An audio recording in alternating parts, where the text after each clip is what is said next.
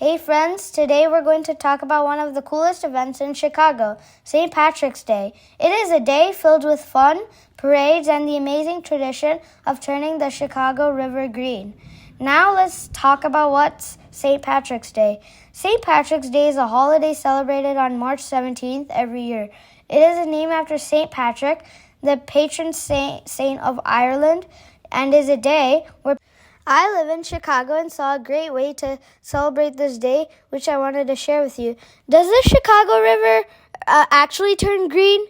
Yes, you heard that right. It is one of the famous things about St. Patrick's Day in Chicago is that the way the Chicago River gets turned a bright, vibrant green.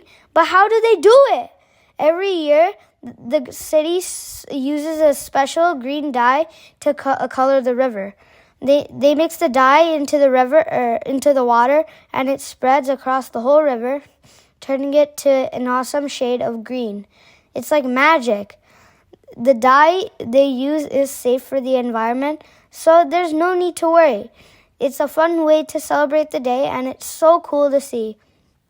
People from all over come to watch the river change color, and it is one of the most famous St. Patrick's Day traditions in the world. You might have a question, why does Chicago do this every year? Chicago's Irish community has always played a huge role in the city's culture. The river turning green started back in 1962 when a group of Chicago plumbers had the idea to dye the river. They wanted to do thought it would look cool to turn the river green for the holiday. Ever since then, it's been a huge tradition, and now thousands of people gather along the river to take photos and watch the amazing transportation. Let's talk about some fun facts. It takes about 40 pounds of dye to turn the entire Chicago River green. The dye lasts for around 5 hours, so you get plenty of time to see it.